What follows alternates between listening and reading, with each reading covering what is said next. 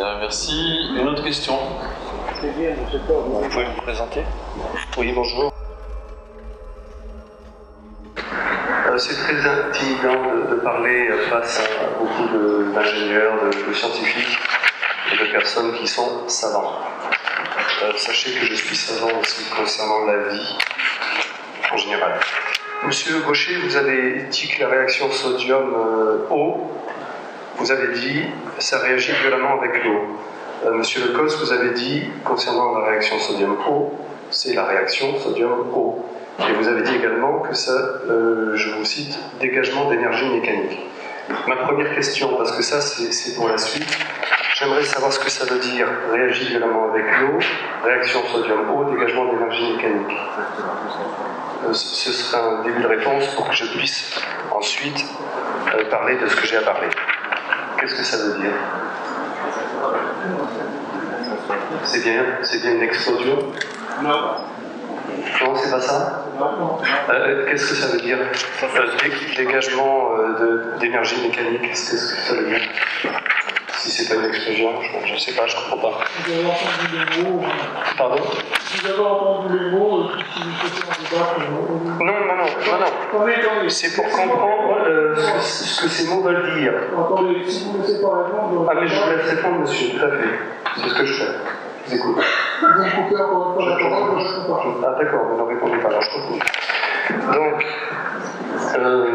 concernant Fukushima et Tchernobyl. Bon, Fukushima, on a le corium. Le corium, ça fait 2 fois la température de la lave d'un volcan, qui a été arrosé par des millions de litres d'eau, qui ont été déversés dans les océans, etc. Bon, je ne parle pas de la contamination des gens, je parle juste de la planète. Cette eau est arrivée jusqu'en Nouvelle-Calédonie, la Californie, etc. Bon, là, on n'est pas avec un refroidissement à l'eau, mais on est un refroidissement au sodium. Si on met de l'eau sur du sodium, ça explose. S'il y a fusion du cœur, qu'est-ce qu'on verse sur ce sodium avec ce corium qui a 2 fois la température de la lave du volcan? Qu'est-ce qu'on fait pour pas que ça explose, alors que l'eau et le sodium explosent, pour pas qu'il y ait du plutonium qui se répande sur toute la planète, d'autant plus qu'il y aura beaucoup plus de plutonium dans ce genre de réacteur que dans les autres. Merci beaucoup.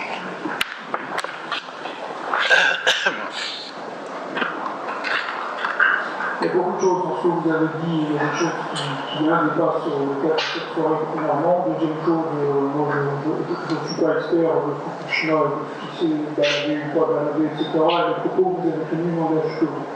La première chose que je voulais dire, c'est que évidemment on ne va pas rajouter de l'eau dans ce lieu. Donc si c'est ça que vous voulez qu'on fasse, alors je ne vais pas rajouter de l'eau. Je peux réexpliquer, si vous n'avez pas bien compris, je peux réexpliquer. On a bien insisté sur un point, et je pense que c'est ça qu'il faut avoir en tête. Déjà, à la différence de réacteur de Fukushima, ce qu'on vous a expliqué ce soir, c'est que l'accident dès la conception. C'est la première chose.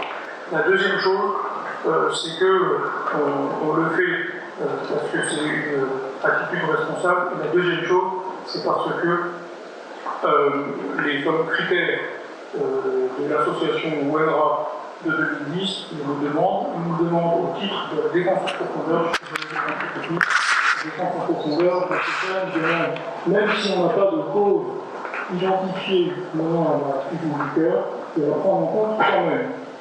Oui, mais monsieur, vous n'avez pas répondu à ma question. Qu'est-ce qu'on verse dessus? Laissez-moi finir. Oui.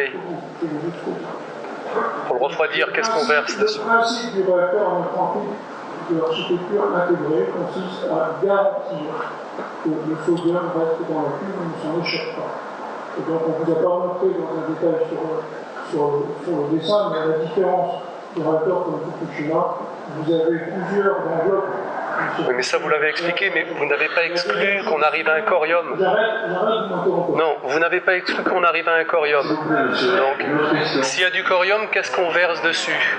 Est-ce que vous avez du sodium à verser encore dessus? Je comprends que c'est intéressant, mais je dirais que le technique doit répondre aux besoins de façon économiquement viable.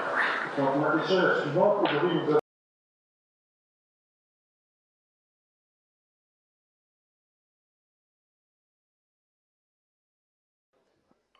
Je vais mettre quelques gouttes de phénolphtaléine, qui est un indicateur coloré du pH. Vous savez qu'en milieu basique, il devient comment? Il devient rose. J'en mets un peu plus pour que ça se voit bien quand même. Hein. Et un petit peu de liquide vaisselle. Voilà. On va homogénéiser. Et puis on va mettre le petit bout de sodium dans l'eau. On y va? Et voilà.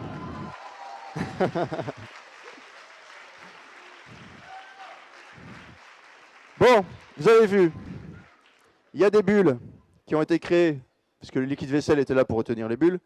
En fait, quand on met du sodium dans de l'eau, ça fait une réaction chimique qui va libérer du dihydrogène gazeux, qui est un très bon combustible, et puis des ions OH-, donc le pH va augmenter, c'est pour ça que la phénolphtaléine a viré au rose.